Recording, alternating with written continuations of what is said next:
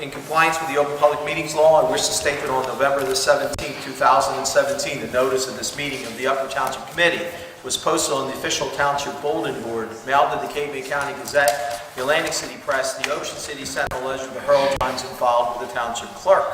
Tonight's meeting is being video recorded up until the closed session portion of this meeting and will be available on UTTV Channel 97 and on the Upper Township website. I hereby direct that this announcement be made a part of the minutes of this meeting. I would ask all to rise for the salute to the flag. I pledge allegiance to the flag of the United States of America and to the republic for which it stands, one nation, under God, indivisible, with liberty and justice for all. Joanne, would you call the roll, please? Here. Here. Here. Here. Mr. Corson is on vacation this week. Would someone like to make a motion to approve the minutes of this meeting, of the meeting from November 6, 2017, the regular and closed session? So moved. Second. Is there any corrections, deletions, omissions that anyone's aware of? Hearing none. Would you call the roll? Abstain. Yes. Yes. Yes. Okay, we'll have a little reports. Scott, do you have anything for us? Yes, sir. Good evening. The first one of the reports that Public Works has started their leaf pickup today from Church Road to Harbor Road, and as requested, the leaf pickup signs were placed throughout those neighborhoods. And also, I'd like to announce that our Mobile 311 software program that we've been using for the last several months with the Public Works Department. One of the things I had promised is that we would be launching a citizen request portal so that if there were any requests, such as, for instance, potholes, storm drain issues, trash and recycling issues, damage or missing signs around the township, things of that sort, anybody that has an Android or an iPhone will be able to go to the website, or there will be, as of tomorrow, a link on our township website so that they can enter requests for those type of issues throughout the township. And then basically what will happen is when you go to the website, I'm going to tell you right now, it's townshipofupper.mobile311.com. Again, townshipofupper.mobile311.com. It'll allow you to create an account, user account using your email address and a password, and then from there you'll what will come up is a map of the township. You'll be able to place an icon on the map for the particular citizen request, anything in those particular categories, and you'll be able to report those type of issues directly to Public Works. They'll be triaged at Public Works and they'll be put out to the different departments within Public Works or the supervisors to ensure that these jobs are done. When the job is finished, because they're able to indicate a completed work order, it will actually go back to the user and it will show that the job has been completed. So, like I said, we just implemented that. As this system continues to develop, I'm sure those categories will increase, and we'll have additional categories as seen fit. So that's something that, like I said, I'm happy to announce that. Going back to the leaf pickup. Yes. Will that also be put on the web page? As we on there for you? Yes. Okay. Thanks. So that's on your mobile 311 portal? That's one of the options, yeah, if you miss something, or if we miss something, that's an option to place on there. There's a description also that you can add to that. So the category doesn't really, if you don't feel it fits, just add the description. That'll be read by those in administration, Roy, Terry, and the employees there, and they'll further push it down to who it has to actually go out to. Okay, so it's not actually saying that, leaf pickup will be in these neighborhoods tomorrow. That's on the website. That is on the website, on a different spot. Okay, gotcha. And just getting back to committee, in regard to several weeks ago, we had, probably closer to a month ago or so, there was a request from DEP regarding some work that they were doing at both Public Works Yard and the Community Center regarding testing. And committee had requested that we have an independent test, which we went out and did, a company called Eurofins.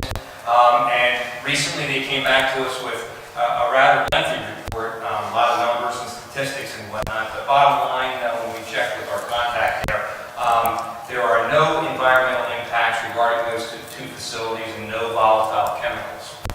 However, there was one chemical that had to do with the number 2 diesel fuel, and that, again, there's no volatile, no environmental impact, and it came in below, far below, about 100 ppb below the required acceptable limit of 300 ppb. It's called naphthalene. It's a byproduct of the number 2 diesel fuel. The recommendation from them is of no danger, no concern to anybody that could be drinking any water in that area or in those 2 facilities. They've assured me of that, but the suggestion is that in 6 months that we have a separate test just to make sure that that limit has not gone up any. If it would have gone up any, then we would have to take a look and determine where exactly that particular chemical would have come from. But they don't anticipate it, it's just a precautionary thing, that's all. And the last thing I have for you, again, several meetings ago, the discussion came up regarding zip codes and our 911 dispatch relative to our zip code area and some concerns that our local dispatch has had and some of the residents of the township have had. I'm happy to report that recently the Chiefs Association had gotten back to me, and one of their deputy chiefs, Russ Barkham, was approached by some staff members of the Marlboro Post Office. And apparently the article that we placed in the Central Ledger a while back regarding the issues at Osprey Cove and some others that we've had, they had reviewed that article and they had major concerns, the Postal Service. So they are looking into the possibility of possibly a zip code change or something to assist us with the direction that we're going in here as far as those 911 calls are concerned. I don't have any more information on that, but like I said, we'll be following this very close and we'll be reporting back to committee as things change with the post office as they get back to us. And I believe that's all I have. Okay. Joanne. Daniel? I think at this time, we do a contract negotiation personnel matters in closed session. Okay. Paul? Thank you. I just want to report that the Webster Avenue bulkhead, all the sheet piles have been in. This week they're just finishing up the cap and backfilling the area, so that is all done. I've been working with Public Works and getting all the quotes and proposals, and hope at an upcoming meeting we'll be able to have a summary of those different quotes to put it on an agenda for your review and approval to continue that next phase of that project. And then the next thing, I just want to report that Comcast has been installing the fiber networks here at Township Hall, EMS, and Public Works. They had a little hiccup at Public Works. They hope to have that ironed out tomorrow, and towards the end of next week, they're hoping to have all the lines tested, and we'll start the phasing in of the phones. I did confirm with them that there will be no really interruption from the public side. All the phones will always go through, and they may even try to switch them over during the evening so that it'll be truly seamless from a resident standpoint. And that's all I have. Okay. Barbara? We have nothing this evening. All right, moving right along here. Mr. Coggins? Nothing for me this evening. Mr. Young? We surprise you? No, you always. Just really one thing, our varsity football program will be playing this coming Saturday for the championship in the Cape Atlantic Major program. And I want to thank Roy and everybody. We had a problem with the lights at Caldwell Park over the weekend, and we got that taken care of today. It wasn't anything that we did wrong, but there was a bad neutral on one of the poles. And I'm going to talk to Scott about it, but possibly looking at an overall plan for that, for those lights. They've been in for about 35 years now, somewhere in that area. So maybe instead of us doing maintenance on them, it might be time to look at maybe some kind of an overhaul. Because we're spending a lot of money and downtime. So it might be time just to do an upgrade and try to make sure that everything is up to where it should be, code-wise, going into this year's budget. So, but other than that, we're having a follow-up on the 30th. Scott? Yes. For the pumpkin run, and again, we're accepting anybody's comments, positive or negative on that, so we can try to make any corrections we need to make if we do another event. So that's it. Great. What time is that meeting on the 30th? Well, I have nothing to report, but I would like to thank everybody for their prayers and condolences on the passing of my father and the support. And It's 10. just have to say, I got a great group of people that I work with, and I thank you for all the support. That's all I have to say. Thank you. That's good. Sorry to hear about your father. The only thing I have to report, this is for the next meeting, we'll have the annual Christmas tree lighting ceremony, and that'll be December 4th. We'll start that at 6:30 with a regular meeting scheduled for 7:30, and that's sponsored by the Ocean City Upper Township Evening Rotary Club. So there'll be some performers, and it always is a nice evening to get us in the holiday spirit. You're singing solo tonight? No. No. Okay, so, Joanne, you want to do the resolution, please? Number one, setting the dates and times for the 2018 reorganization meeting for the Township of Rutland. Move the resolution? Second. Let's call the roll. Mr. Barr? Yes. Mr. Cox? Yes. Mr. Young? Yes. Mr. Colombo? Yes. And I'll note that that's at 5:30 instead of the normal 7:30 on the Friday, January the 5th, right? Regarding EMS ambulance billing overpayments to Palmetto PPA LLC Medicare. Move the resolution. Second? Mr. Barr? Yes. Mr. Cox? Yes. Mr. Young? Yes. Mr. Colombo? Yes. Motion carried. Reappointing Janet Carlson as municipal court administrator on an interim basis for a term of 1 year effective December 1st, 2017. Make a motion to appoint? Mr. Barr? Yes. Mr. Cox? Yes. Mr. Young? Yes. Mr. Colombo? Yes. Motion carried.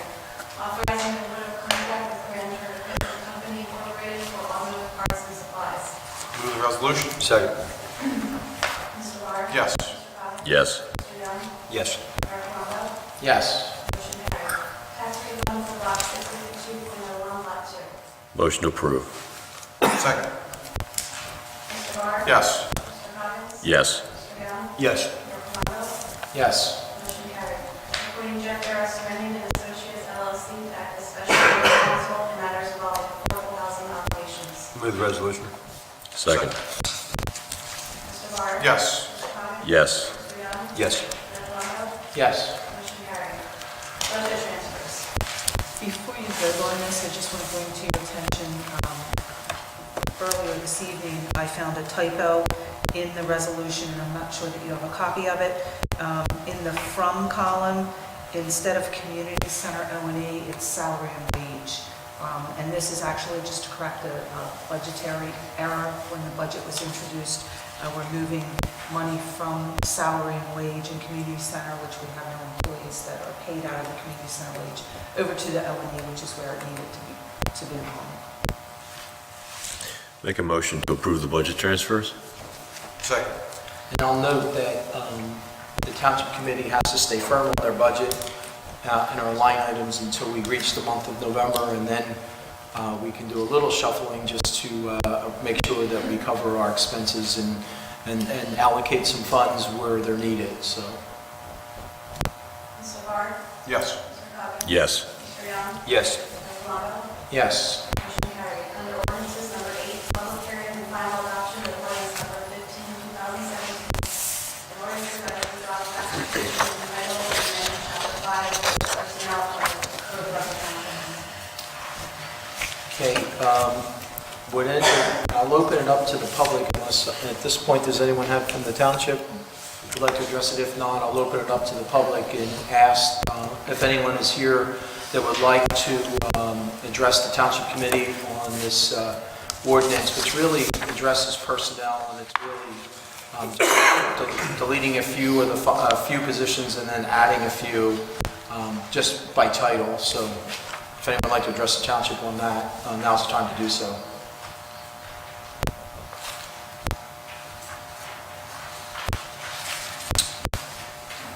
Doesn't appear that anyone in the audience is here to have any public comment on this particular ordinance, so I'll close the public portion hearing of this and entertain a motion for adoption. Make a motion to adopt the revisions. Second. Mr. Barr? Yes. Mr. Cox? Yes. Mr. Young? Yes. Mayor Plummer? Yes. Motion carries. Number 9, public hearing and final adoption of ordinance number 16, 2017, in order to amend ordinance number 17, 2016, as a salary ordinance for the calendar year 2017. Anyone from the township committee? Okay, at this time, I'll open up if anyone from the public would like to address ordinance 17, 2000, and, well, it says 16 up there, but is that right? We're amending the ordinance for 2016 for 17? Is that right? Amending ordinance number 17. Okay, all right. Anyway, this ordinance actually just positions a fire protection inspector as something that's required by statute. So if anyone would like to address the township committee, now's the time to do so.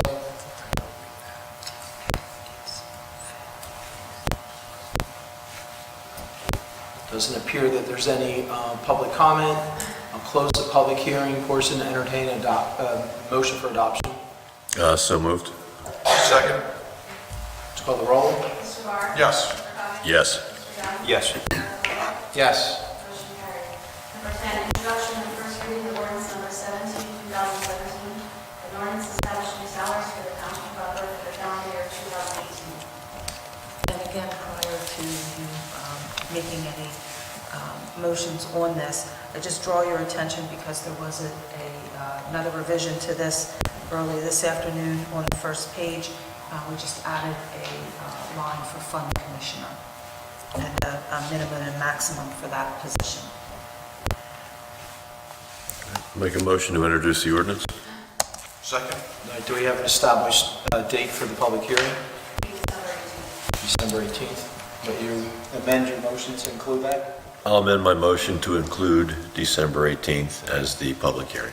Okay. Mr. Barr? Yes. Mr. Cox? Yes. Mr. Young? Yes. Mayor Plummer? Yes. Motion carried. Number 11, introduction and first reading of ordinance number 18, 2017. An ordinance repealing section 9.8 of chapter 2 of the revised general ordinances of the township of Butler. I will make a motion to introduce the ordinance with the public hearing on December 18th. Second. Mr. Barr? Yes. Mr. Cox? Yes. Mr. Young? Yes. Mayor Plummer? Yes. Motion carried. Number 12, under new business, Reginald A. Robinette requests to purchase township owned property lot 330, lots 11 and 12. All right. Paul, you want to tell us about this? Yeah, I've been attempting to reach out to the property owner between when he applied and this evening, and I've been unable to. This is in two very small undersized lots. They're each 25 by 100 lots up in the Tuckahoe section. The property owner also owns adjacent properties. He owns two small 25 by 100 lots. They're severely undersized with our ordinance, both from a land use perspective and also from a septic perspective. So they don't, even if they're consolidated, they wouldn't meet the grandfather clause for an undersized conforming lot. The only thing that they would really comply with under the ordinance would be as a development for affordable housing. And when Paul and I talked about it, if we couldn't figure out why they wanted the lots, and there are other neighbors adjacent to this property of this similar or the same situation, we would have to offer to all of them and can be done, but it doesn't make a whole lot of sense because it's a severely undersized lot that has a use as a co-house. So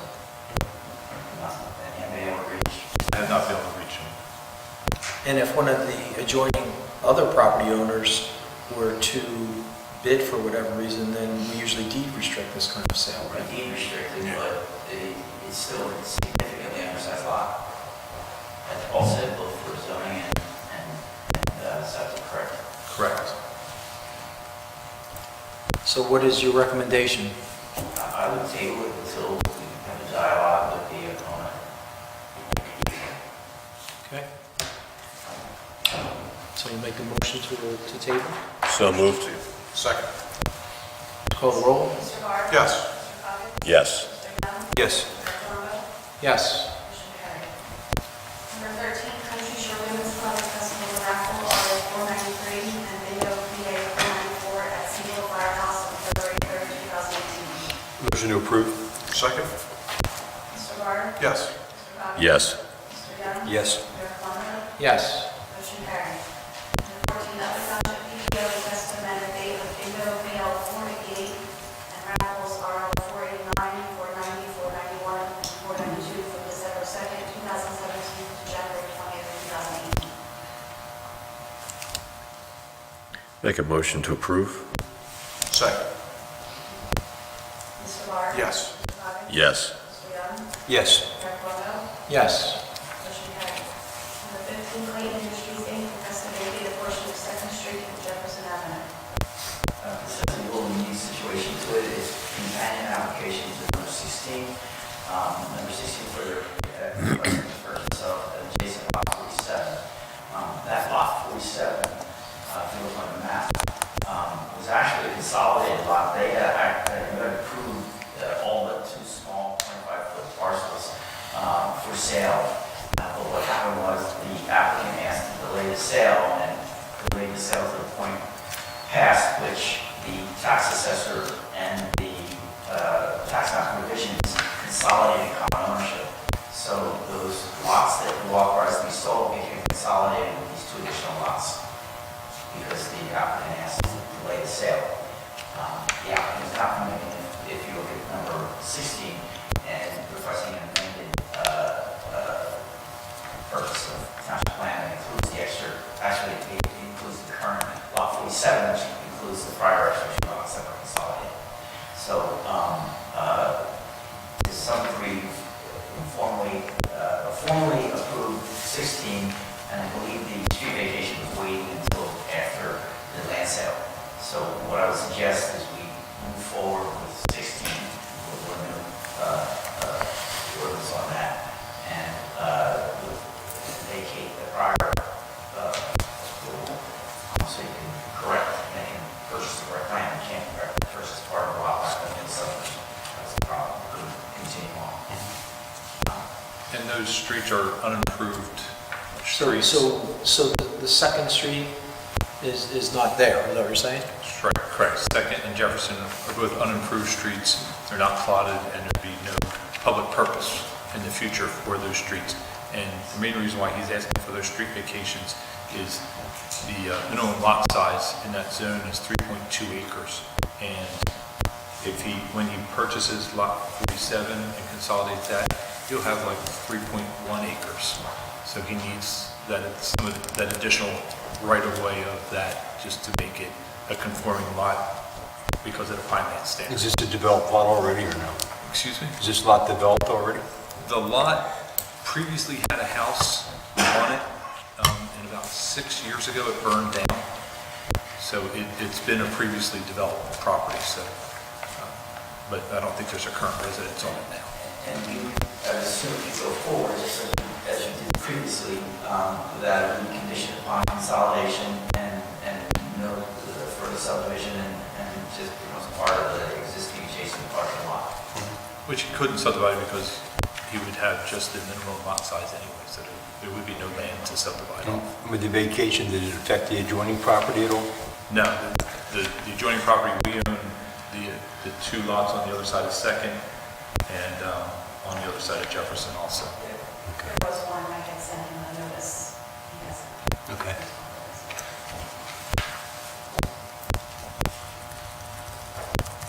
Just need direction to move forward with the next step. I'm combining the two agenda items. I'll make a motion to move forward with the land sale. And Prepare the formal document for future. Dan said. Is there a second? A second. Mr. Barr? Yes. Mr. Cobbin? Yes. Mr. Corson? Yes. I'm sorry, Mr. Young? Yes. Here's the vote. He's not here, so I'm used to following it now. Mayor Palumbo? Yes. Motion carries. Yes. Number 17, B&K Enterprise request for the spring reduction of the craft show on April 21st and 22nd, 2018 at the Township Community Center. Move to allow? The question on as far as dates, I know that's usually the end of our wrestling season and the tournaments, everything is all up and cleared. I'll second it, by the way. And they'll provide all the insurance and everything to the reinsurance. Mr. Barr? Yes. Mr. Cobbin? Yes. Mr. Young? Yes. Mayor Palumbo? Yes. Motion carried. Under discussion, number 18, remediation of sand salt and clinic sewer. Paul? This is just a continuation of the redevelopment and environmental review of the former Sam's Golf property. If you recall, we got a report back from our environmental consultant, and it had several components to it. The three components that he's asking to essentially write the DEP to say that there should be no further involvement regarding those aspects. That's for the heating oil tank, the hydraulic lift, and the former septic tank, so that way those items can be cleared off, I'll say, the property inventory as a contributing factor from environmental concern, and then we can just deal with the three underground tanks that had been previously removed as the condition of concern on the property. So it's just a formal, authorizing the mayor to sign the form and send it to the DEP to. He's not asking for the resolution, he just wants authority from the committee. Correct. So if you're okay with it, do the motion second. Vote.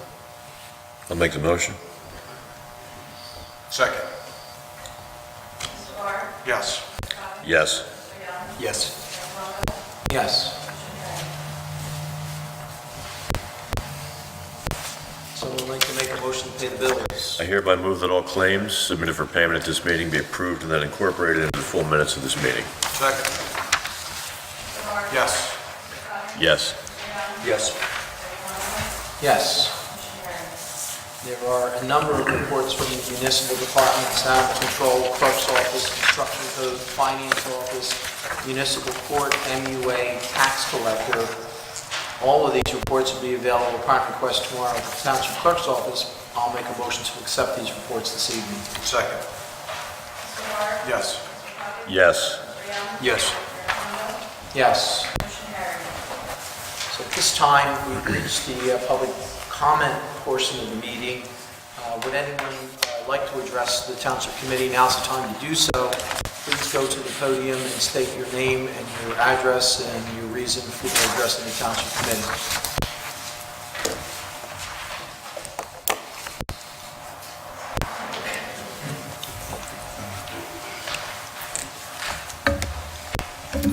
My name is Linda Bateman. I live at 14 East Tecumseh in Strathmere. I'm the president of the Strathmere Improvement Association. Good evening. I have two things that I'd like to talk about. One is, I guess, a question and a comment. I had written to you before. There was a vehicle on the beach in Strathmere that had Pennsylvania tags, but a sea isle surf fishing beach permit that had come in, gone up to the point, done some figure eights, magically landed on the best surfing beach, parked, and then pled ignorance when the two trooper cars came and they were not ticketed. Over the weekend, there was another vehicle I just happened to see go by heading toward the point. I called the state police and was told that they would get on it. I didn't know if this person was going to, frequently they just go north, they turn around and they go back. But after a while, when he didn't come back, I called again and I was told there were only 3 cars on duty and they were handling obviously more important situations than ours.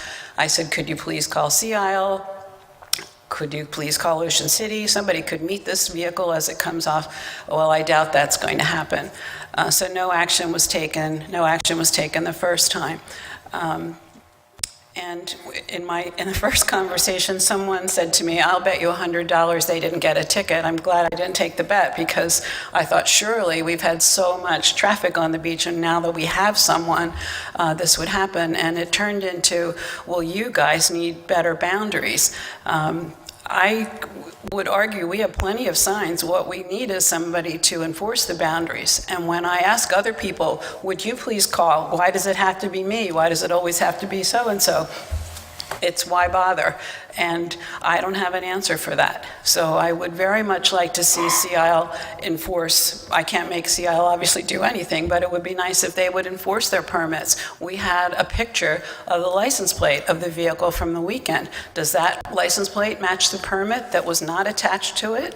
It seems to me a no-brainer, and it doesn't seem to be a burden that Upper Township should have to pay. We don't need another sign on the beach. They could hang a bandana on the railing or on the pole, and to say that you don't know that you've left Sea Isle when you've in fact run out of island, it's just incredulous.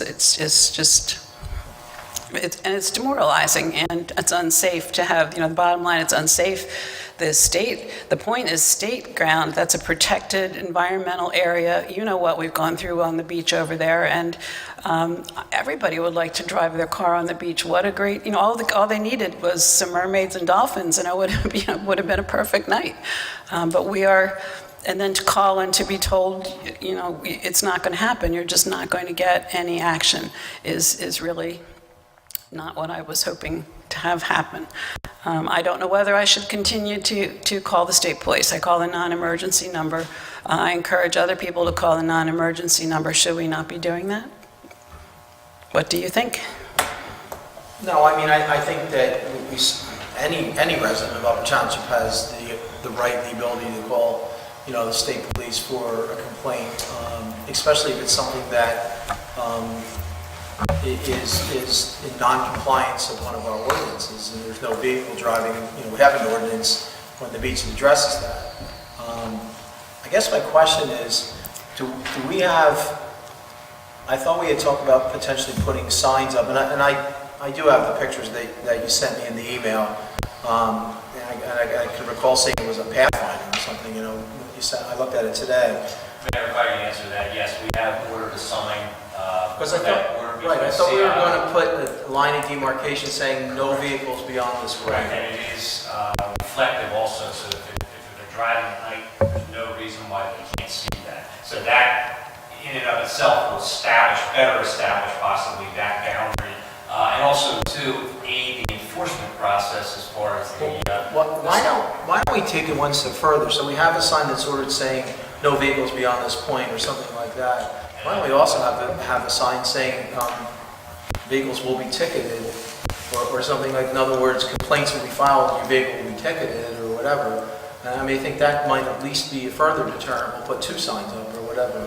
Because we certainly don't want, we don't even allow our own residents to drive on our beach, let alone, somebody else in another area, so, or even from Pennsylvania for that matter. This sign does specify that there's no driving on the beach, and it does specify the ordinance as well. I don't believe. See, I think that's what we need. We need something that says that if you go beyond this point and you're caught or ticketed, this is the fine, and the fine probably is, $500, whatever the fine is. And if I could interrupt, on the permit application for Sea Isle, you're not allowed to drive in all of Sea Isle. It specifies on the permit which streets you're allowed to drive on. So their answer is, I didn't read it. So how is, I don't want to argue over the sign, but, or the threat of a ticket. Who's going to write the ticket? We can't. Can I maybe ask a legal question of Dan, and pardon my interruption? Is it not possible, for example, there is an ordinance in place, okay, there's obviously a witness. There's a witness who has perhaps a photograph of a license plate. And who took that picture to the police station? Cite them without the state police. Yeah, I mean, can we cite them through code enforcement, or? Protocol, is possible, but, I don't want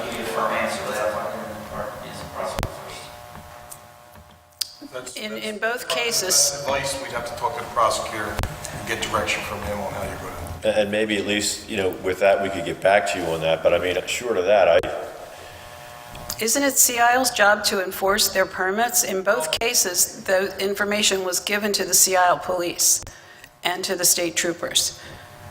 So who is going to issue a $500 ticket? Upper Township? Well, that's something that we're going to have to do Well, is reach out to CIO. Is that even Find out a, what their permitting process is. And if there are any penalties in their permitting process that they say, all right, you violated the permit, we're going to pull it from you. I mean, we have to find that out. And also, how do we know the person even had a permit? in both cases, they produced permits. But the permit wasn't attached to the vehicle, so. You know what I'm thinking, we may want to, reach out to CIO and during this permit process, and even if we take all the responsibility to say that this is the restricted area that you can go, and violators will, have a complaint lodged against them. I mean, if we can somehow see, with a picture from the prosecutor, if that's allowed. I mean, I look at it as no different than, I unfortunately got a ticket one time, one of those photo things, like making a no turn on red or right or whatever, and I didn't see the sign, but we still got a ticket. I mean, how's that any different than doing this when we have a... In theory, it isn't, but I need to talk to the prosecutor to make sure that there's a mechanism and the right protocol is used.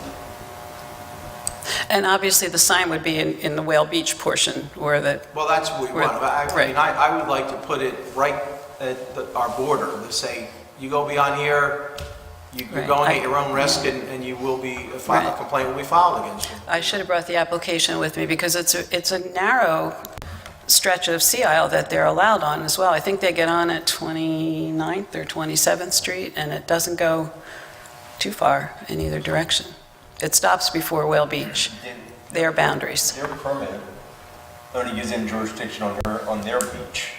Right, right. They're not in violation of their permit, they're in violation of our ordinance. And state law if they're at the point on state land. So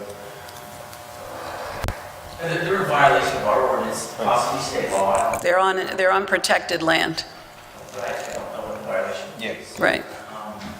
I'm not sure that it'd be a violation of Seattle, however, Seattle may be cooperative. Well, that's what I'm thinking. I mean, Your vehicles are not stopping at the border. Here's a guy that has a permit. Is there any way that we properly enforce this? I mean, I think the picture says a lot because we have a license plate. I'm sure that's something that's a part of the application. Because Ocean City has that kind of the same thing. Correct. And this information has been passed along to the New Jersey State Police as well. And in the first instance, the state police took all the license, and so in both cases, we have the license plate and the names. Well, I don't know if we have the names of the second person, but the state police investigated the first one. They didn't come for the second. So you're saying we should continue to call? Yes, and I mean, and if it happens and it's during the day, please call the clerk's office and then we'll file a complaint at the same time. But in the meantime, I'd like to prevent anybody from even doing this, and I think, signs can only do so much, I realize that, but if we certainly do that and maybe reach out to CIO so we can partner somehow, to prevent them from coming over there, that would certainly help to alleviate the problem. And Mayor, if I could make a public safety recommendation too, because I know there's been several people that have been brought to my attention that have actually approached individuals, and so if that's being done, I would caution against. I'd like to, right. Except the police want to know what vehicle I'm driving. Where am I? I was in my kitchen doing the dishes and saw a car go by. I'm not going to go and chase it, and nor do I want From a to. dispatcher standpoint, they're Exactly. trained to ask several different questions. But again, I would just recommend that from a safety standpoint, and I'm not saying it was you, but anybody Exactly. can take that action. I Exactly. recommend against it. Okay, thank you. I look forward to a follow-up. But what I really wanted to talk about tonight was development in Strathmere. And I attended an October 12th zoning board hearing about a duplex a non-conforming property, as they're referred to. And while I do not live within 200 feet of the duplex, I'm pretty close because I can also see that from my kitchen window. And I was I was very saddened and disappointed in how things turned out that night after listening to conversation and questions that were asked by different members of the zoning board and comments during the public session. And been doing a little bit more thinking and digging about it and sent my thoughts to you as well as some pictures. And I'm obviously not going to go through all of that, but for a matter of public record, I'd like to refer to the township's master plan from 2006 that recognizes concerns for private development in Strathmere that the private redevelopment of properties is creating new development out of scale with its neighbors. And I sent you some pictures. If you don't look at anything else, if you would look at the file number 509, this is a property that was a bungalow that had a little cottage out back with a toilet and a bed, and it was granted duplex status based on that, non-conforming. And it is dwarfing properties on both sides of it. In one case, you can't really see from my picture, in one case, this house has solar panels that are obsolete. This gentleman came home to find the ladder on his property because it is so close to his house and such a steep angle to get up there that they need to work from his property. One day he came home and they were sitting on his roof, on his kitchen roof, dangling their legs down. It's just so out of step and out of tune with what's going on in town. So the master plan was cited, and other examples that I included are one that's coming up now that has also been bought by a... I'm sorry to interrupt you. Yes. But just so you understand, I hope the committee for a moment. The zoning board is an independent board, it's an independent body.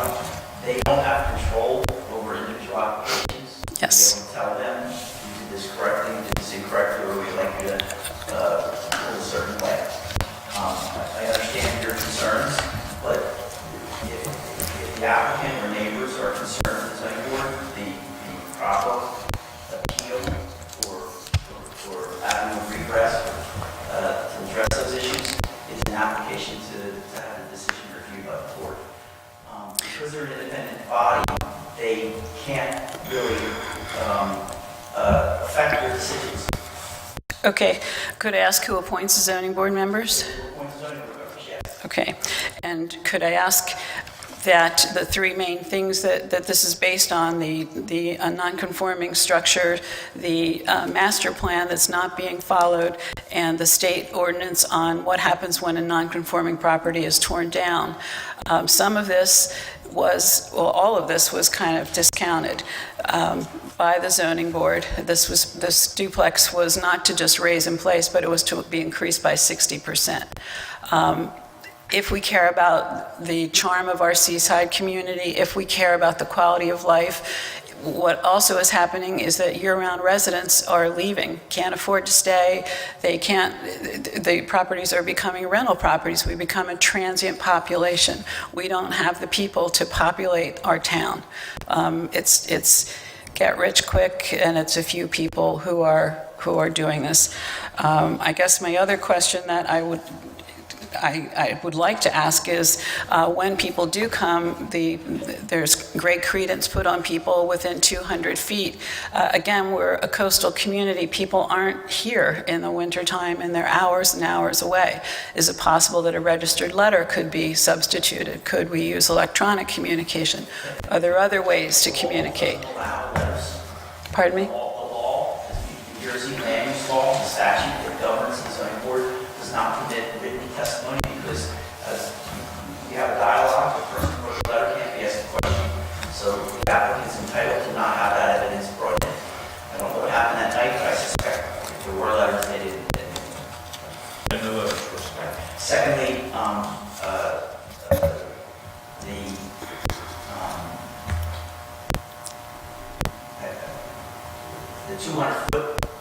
criteria, that again is under state law. That's what gets the notice. Yes, I understand that. State law actually says they are more interested in the application because of their direct name.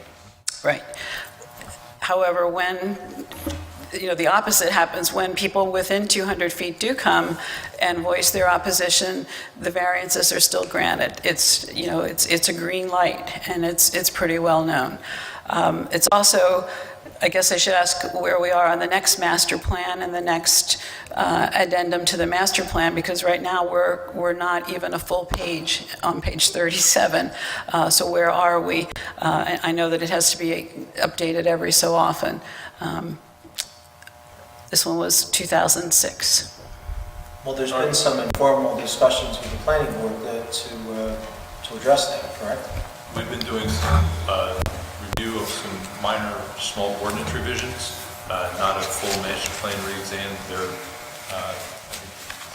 it used to be 6 years, I think it's 10 years now. And the last master plan re-examination was done in 2011.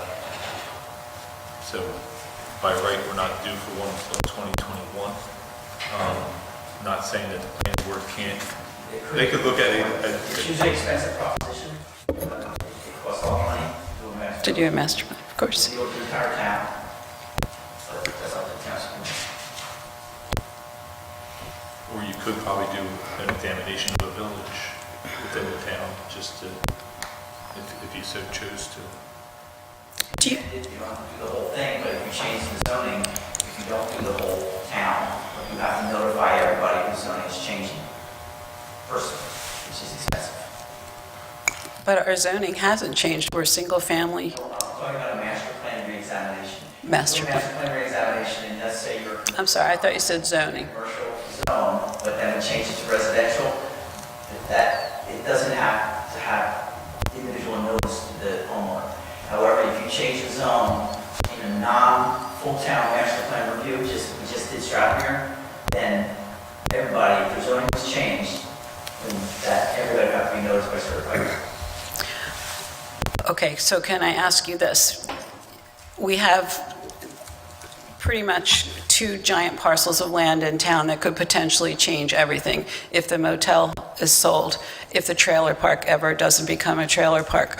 Don't we have an investment in what goes there and what we replace it? How can we preserve the town that we love to point to and say, this is such a great place to live, that's becoming just like every other town?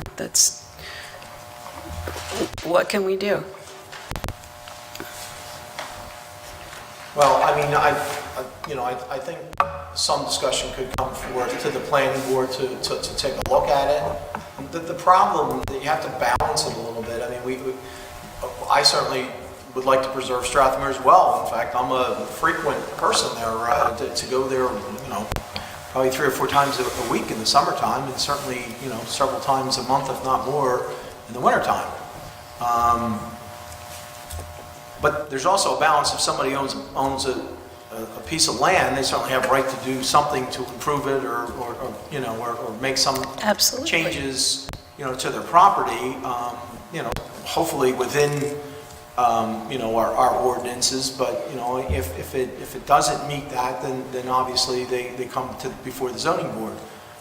So it's kind of a balance, because for those homeowners that own the properties now and they want to make improvements, they want to be allowed to do that.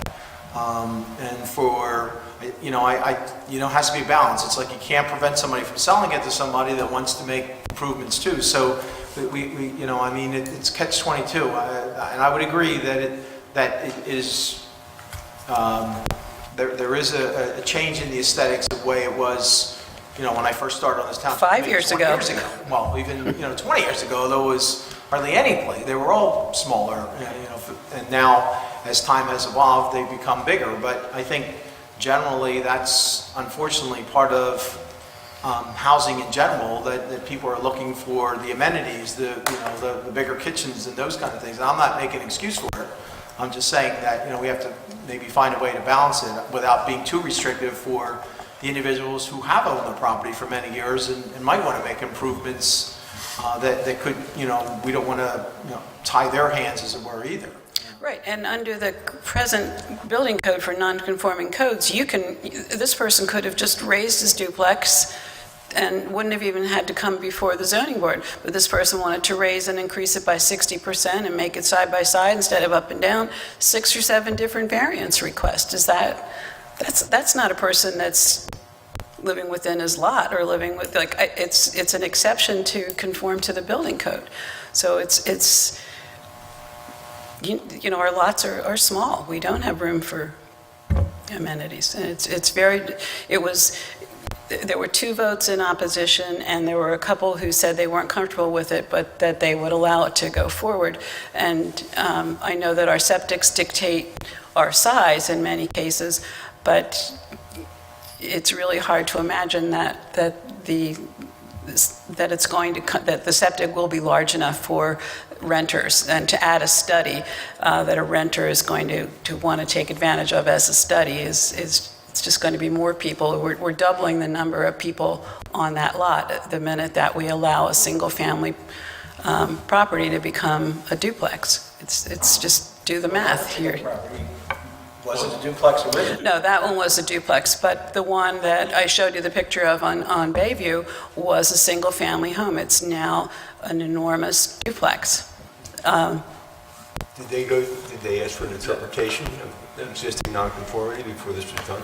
They discussed it. The one that she's talking about had a single family and then about 5 to 6 small cottages. Oh, no, that's a different one. Yes, that's going to be 2 duplexes. No, not the Schwinns. No, I'm talking about, that one hasn't been torn down yet. Yes, the Schwinn cottages is going to be 2 duplexes, plus part of the lot was sold to a person on Tecumseh who backs up to it, that he could connect if he wanted to put in a garage. So instead of building 2 large houses, they're building 2 duplexes. So you're going to lose parking, you're going to have more people, you're going to, and the little guy's there's not going to be a little cottage to rent, there's not going to be a little motel room, we're becoming an exclusive community instead of the community that we liked, where, you know, that we were proud of, that everybody could enjoy, and now you've got to be very wealthy to enjoy, unfortunately. Again, question just legally, you know, when somebody has a non-conforming property, I guess, for the use, they really need to go to the zoning officer and ask for a letter of continued occupancy and validation of what they have. That's not the board's. Well, that should have been something that was dealt with at the hearing. I don't know. We're at a loss because we don't have any of the facts. I know, We don't know what the what the application was. Obviously, it required variance because we're expanding a non-conforming use, which required 5 to 7 votes. And I just don't know what the proofs are. On the other hand, quite frankly, it's not your job to review the decisions of the zoning board. I mean, you do have the right. No, I know. I know, you know, when I was a zoning official, I used to do them all the time. Somebody would come in and ask for a certificate. Yes. And then they would go to the zoning board. As to whether or not it's expansion of non-conforming or it's a new use. So, I don't know what happened. And, you know, and I would document the number of bedrooms and so forth. Well, the other issue is it's being compounded by the fact that in order to meet FEMA requirements and floodplain requirements, homes have to be raised to begin with. So you're adding, you know, sometimes The 10 skyline feet has to changed. the existing Absolutely. property. There is a state statute now that allows you to get 3 feet above base flood elevation. Right. Even if you're not conforming, in fact, we were instrumental in having that introduced. Because there was a state law, previous to that, a judicial decision that said you can't do that, you can't approve that as an ordinance to allow conforming use to be expanded. And I don't know, Rich, if you remember when we went to the state and said, look, there are places in Stratford that are not conforming, this is not right, these people didn't do anything to their property, other than you have a flood, they should be able to raise it. Right. And they passed a state law that says those duplexes, and you were absolutely correct, they wouldn't have to go to the zoning board, all they have to do is lift it up, and they can get as many stairs in, lift it up. No problem. Yes. But there is New Jersey law that if you tear down a non-conforming property, that land reverts to every building code for it. You can't make a non-conforming property into a better non-conforming property. It's by law, it becomes a 60 by 100 lot. Now what can I put on a 60 by 100 lot? Oh, that's right, a single family home. That's how it's zoned. once you tear it down, you lose your grandfathering, for lack of another word. That's why they were zoning. The reason the zoning board exists. Exactly. That's the full name, is the zoning board adjustment. I understand. Part is, But they don't have to say yes. they don't have to say yes, and they have. That's my point. They have state criteria that they're supposed to follow in order to either appropriately yes or appropriately no. And if you disagree with it, then there's a program and a system for you to go to the courts, and we think they were arbitrary and capricious and they didn't do it correctly. And that's on me. Well, it's not on you, it's on anybody who's interested in the application who feels it was done improperly. And one other question. How would a person know, because many times, in fact, for one property that received 4 or 5 variances, they omitted us and we didn't get the letter. We didn't know that it was even coming before them till the day of the hearing. Somebody rang the bell and said, would you sign this that says we told you about the zoning hearing tonight? How do we get in front of these things? How are we supposed to know when things are coming? There's an agenda published. If you weren't on the 200-foot list, or the letter late, it's not when you receive it, it's when it's sent, okay? We were within the 200 for this other property, And but if I was sent, did you eventually get it? no. They knocked on our door and said, we forgot to send it to you. This happened. Did they ask you to sign something? Did you sign something? No, we had them come in and show us the plans. Well, This was a couple years ago. No, it was that night. Then the notice was defective from what you're telling me. Right. That's an appeal. Well, several other neighbors were going, and they got everything they asked for, even though the neighbors spoke and objected to it. Signed the consent that they, No, I signed that we had been notified of the meeting after they came in and showed us the plans. that's what I mean. You may have basically taken away that appeal. I don't know what you signed, but the judge would have to look at that and say, was the notice valid or not? But that's a legal issue that. Right. Oh, no, all I want to know is, before it gets to that point, when a property is coming to the zoning, at that point, the person has been through so many things. The zoning board secretary publishes a list of the agenda. At least 10 days, probably 10 or 15 days before the meeting, you can call and ask for a copy of the. Why can't we put that on the website? I think they are. on the website. Okay. Okay, I guess I'm not So asking. that could be your answer right there. In that, if you go a week before, the zoning is what, the second Thursday? Yes. And the planning is the third Thursday. 7 days before that, that meeting will be, the agenda will be published on the website. The agenda might not be up on that 7th day only because of the time it takes the webmaster to put it up on there, but it's definitely that Monday The before. safest Right. thing to do is at least a week, if not 10 days before the meetings, call the secretary for the board and say, can I have a copy of the agenda? I understand. I guess I'm not asking my question correctly. I understand how I can find out about a zoning hearing, but I, for instance, didn't know that the plan for the private developer who bought the Schwinn cottages was to make duplexes. It seems that before it comes before the zoning board, there would be different steps that it would go through, so that when you show up and say, gee, I need all these things done, gosh, we hate to do this. It's state law. They are only required to send 10 days advance notice to people within 200 feet. The notice just has to describe what they're doing and tell you where you can look at the map and look at And they put it, it. We can't require them to do more than that. and they put it out in the newspaper. And they put it in that newspaper, yes. Okay. And then when a person outside of 200 feet speaks, that person's, it's neighbor against neighbor is what it comes down to. And then if you're outside of the 200 feet, then you don't have as much credence because you don't live next door. I get that. All the board's requirements doesn't mean that your voice isn't important. It's just a judgment call on the board's. The state says we want everybody within 200 feet to be noticed. I understand. Anyway, I'd like you to think about the future. I'd like you to please think about our town, and it's not easy because of the seasonality of people, and the master plan mentioned 175 year-round residents. I think we had 75 voters. We have one of the highest voting percentages in the county, but I don't think we top 100 for year-round people.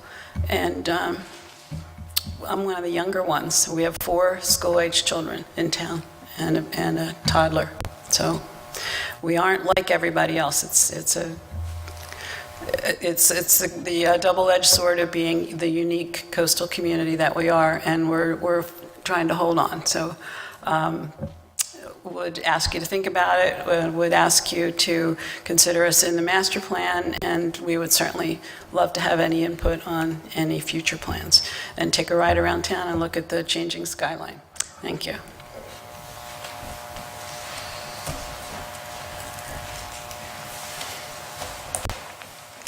Ted Kingston, Strathmere.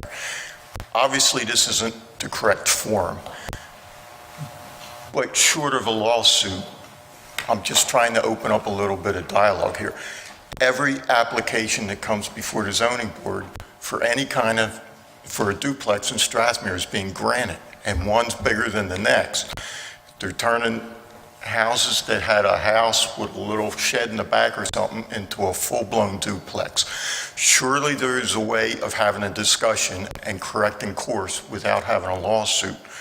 I realize this isn't the appropriate place, but short of a lawsuit, how do we have the discussion? It does go into the master plan. That's what this body has the. Well, and that's what the master plan has Strathmere ruled as single-family homes, and yet everything that's going up now is a duplex. But that's the type of thing that gets reviewed at the planning board and then is implemented with maybe zoning changes or whatever. We're not even asking for a change. We're asking for the master plan to be enforced. That surely every application before the zoning board shouldn't be granted a variance. Obviously, there's hardships where it's appropriate. Everyone is not a hardship. Everyone is not appropriate. That's the issue here. So tell me where to go, other than to hell. Well, you're a member of the planning board, by the way. So I'm going to put you on the spot because it's something the planning board also addresses. So, you know, I mean, it's the planning board's responsibility to do, you know, some master plan revisions and those kind of suggestions. But, you know, short of replacing everyone on the zoning board, which is a very difficult thing to do. I'm not asking that. You know, I mean, as Dan said, it is the governing body's responsibility to appoint people to the zoning board, but at that point, none of us have any authority to ever question or tell any on the zoning board on how to vote. And I realize that. I just kind of, I'm not looking to start a lawsuit, you know, so like. So what you're saying is that the interpretation by the board is quite liberal. Yes, And there's no way we can. just tighten up a little bit. Bottom line is when, you know, it's the same as Supreme Court, when you don't like their decisions, you wait for replacements. So these are going from possibly a two-bedroom to a four-bedroom? They're going from a septic system. I know the one we shipped back to the zoning board, the one that we were referring to. But to grant a variance, they have to have all the criteria for allowance for the septic system and everything. The county has to approve of that as well. The variance requires special reasons, which is how do you promote the health, safety, and public welfare? There should have been some type of testimony that went to that. Was the applicant represented? Jules Concho. He knows what he's supposed to put forward. I don't know what happened at the hearing, but I suspect that the criteria was put on the record. I mean, we have small single families that somewhere along the line had a set of steps put up to a second floor with a bathroom put in. They then claim duplex status and then come in and claim that they want to get above flood level, and you end up with a house that's, you know, border to border on the property line that's way, way, way out of proportion to what was there. And it's non-conforming, and it's expansion of non-conforming use. And, you know, we have like the Schwinn one where there was half a dozen little sheds. Now it's going to be 2 full duplexes. You know, there's more coming down the pike. And when you look at some, you know, the way they're being granted, when you look at some of the big properties in town, should they be sold, you know, they're going to be in here asking for variances for duplexes. And we're not asking for any changes. The master plan is already there for Strathmere to be single-family homes. It's like we just need to tighten up. So, I mean, I'm not going to beat it to death. That's kind of what I'm asking for. That's why we're here with the discussion. I realize this isn't the appropriate place. However, the discussion has to be somewhere, so I came Well, I here. think you're making your point well known because whether this Township Committee can address it or not, it's still being video recorded and it will be a permanent record. So I think Okay. people have the opportunity to see what we're discussing this evening as well. So Okay. in some ways, it probably is a proper place to start anyway. All right, thank you.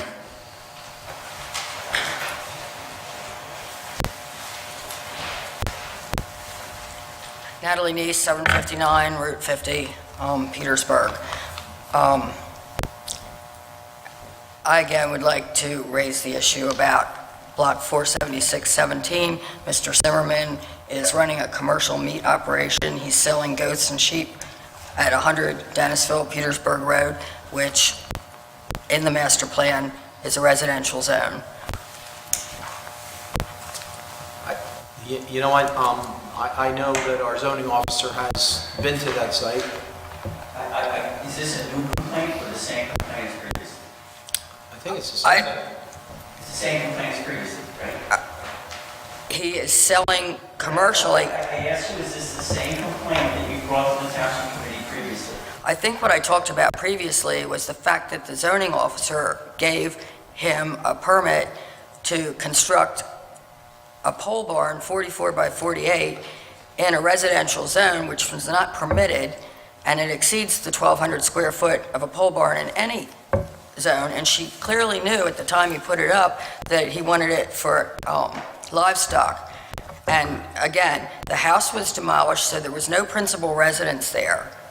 And then he proceeded to go to the county for farm assessment, and he does not have farm assessment. He's not recognized by the county. Now, this appears to be the same complaint that you've raised numerous times before the Township Committee, and the answer is going to be the same, that you have the right, if you don't believe and agree with what the zoning officer, with the construction code official did, there are appeal processes, unless it's a personnel matter, which this is not. This is a judgment call on the part of those officials. You have to go through those appeals. The Township Committee is not the right body to be asking those questions of. Well, he has no business selling commercial meat off the, and Shelley doesn't do anything about it. I mean, maybe it is personnel, but, you know, that's not something that the zoning board is going to hear. Certainly, it was in the master plan that it was residential property. The zoning board's going to hear. If you make an application that you want to overturn her decision, that's exactly what the zoning board's job is. It's actually in the New Jersey statute. And I've told you this before at least a half a dozen times when we've come to the Township Committee with a complaint. How come there aren't state inspectors or something that go in there? I mean, he doesn't even have an approved well or septic system presently.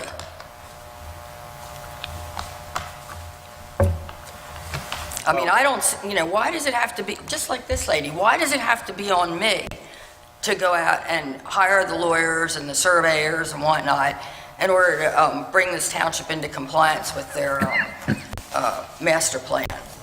In this case, you know, the zoning official was requested to do a certificate of conformity, which she did all the research on, and she deemed that this was a farm and has always been a farm. She's done her job as an employee to the township. So now it's up to you if you want to appeal it. It's a commercial meat operation. It's a commercial meat operation. I mean, that's what he told the county. He wants to put in a creamery. He wants to go for ag preserve. I mean, I know what was approved right now. he doesn't even have a principal residence, and what Shelley was saying was that it was residential agriculture. Well, it doesn't fall under residential agriculture because the building exceeds 10 foot in height. The determination was made that this has been a farm since the 30s or 40s and has been a commercial operation since the 30s or 40s. Well, then bring Megan Affey, whatever her name is, into it, because as the tax assessor, she never said it was a commercial farm. In fact, she said it wasn't. And under right to farm, it had to be a farm from 1998 to present. The farming requirements for tax exemption or lowering your taxes are different than land use requirements and abandonment. You may have a farm that's not farmed for 10 years,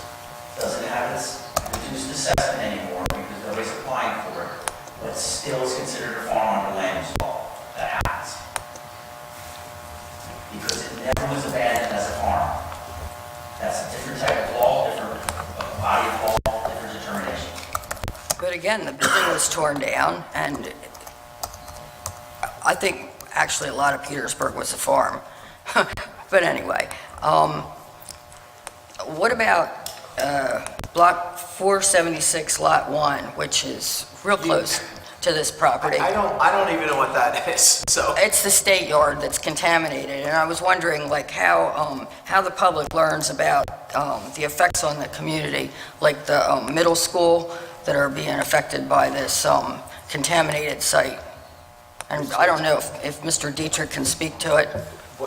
At least the site is now The signed. 2 yards under investigation, they're doing environmental remediation investigations, and they've been testing. They're trying to determine where the plume's coming from. Well, they knew where it came from. They're determining the direction and the travel time of the plume, and they are testing on a very regular basis the middle school, the township building, the library, and the township rescue squad building, as well as periodic times several of the residences along that area, and they are in contact with the people that are inside the contaminated area. And that's been going on for at least 10, 15 years? About that. And how many test wells are there? I don't know. That's up to the DEP. Well, there's at least 4 test wells. Would you agree to that? I know there's test wells. Okay. And then there's people that can't use their water, so they have to bring water in? I don't know the exact, The tests I've seen that have been delivered to the township in the last few years in the clerk's office have not shown anybody that has not passed the treatment system. That's the last few years. If there are people out there who are not aware of it, again, this is not a matter handled by this committee. It's handled by the DEP, Department of Environmental Protection. I would suggest that you contact them for more details on it. Well, my concern was how the public gets knowledge of this health and safety concern, because I believe that the middle school alone has 2 test wells on it, and they have issues with the water there, and they have to, deal with the issues. their wells are not affected by this contamination. Well, I was told previously that it was. And furthermore, Well, where does he get, Mr. Dietrich's our engineer, and a lot of, he works directly when the DEP puts wells in there, and he's telling you that there isn't an issue, so, where are you getting your information from? what's the name of the company then that's I don't know what company you're talking about. the one that's overseeing the environmental concern? I don't know the name. Well, that's where I got the information. Certainly he has the letters, because I know he was copied on them, along with Barbara Young. She was copied on them too. And it says clearly there that anybody can go to the township and get the correspondence. You don't know about it? I mean, certainly, if we were to hear something that the middle school or one of the schools were in any way affected, the township committee would do whatever they could to assist the school system in taking care of that situation. And I can honestly say that at this point, I haven't heard anything, so. Well, it's not just the school. There's a lot of sites in there, including the Zimmerman, where he's, Zimmerman's are in a totally opposite direction from where this plume is being directed. In a total opposite. no, he's being noticed about the Right, you know what, benzenes and all we're the not gonna go chemicals that on. are... We can't continue with this discussion that it's just going around and around in circles here. And you've already had testimony that the engineer is certainly aware that there's monitoring being done. At this point, there isn't an issue with that. And it's not coming from the particular area that you have concerns about. And that's what your first question was about. It is affecting all those areas, because I have seen documents that Block 476-17, where the Zimmerman goats and sheep are, was being affected by it. It's in the soil, it's in the water, it's in the air. Well, the testing is hydrocarbons, isn't it? It's a lot more than that. Animal excretion or whatever, right? Yes. Well, maybe he could look into it and make it a little bit more public. I mean, there is a sign now out there on the site because I called the DEP and complained why, why it wasn't signed. It was just put up this past July. And would you say it's been going on for 10 years? 10 to 15 years. 10, 15 years? The wells problem, it's been at least 10 or 15 years. They've been monitoring. The signage requirement's a fairly new requirement under the law. 10 years ago, 15 years ago, you would have had to put a sign on. We certainly are here to protect the public, and if there was an issue where public were in some way put in jeopardy that we're aware of, we would certainly make it a point to tell area residents where that area is. Well, then I would like to piggyback on what this lady had to say and request that you look into a master plan review, because I think it's unfortunate that you had 16 acres at 100 Dennisville Road listed as residential property, which abuts one of my 3 properties where my family's paid residential taxing for 65 years. And now I've got a commercial farmer behind me, and you think I should go to the court and hire all the professionals on behalf of the community? No, but Mr. Young has stated that there's a high likelihood that that area has been a farm for many years. And the zoning officer verified that for whatever reason, so they're not really doing anything that's wrong. The tax assessor didn't verify it. It's been residential. So Mr. Young, listen to me. Mr. Young has already stated that because a farm may have been abandoned and changed or whatever with the tax thing, doesn't necessarily mean it's not still a farm. This whole area was a farm area. The majority, across the street from where I live in Beasley's Point, used to be a milk bottling farm. So, I mean, there's farms throughout this township.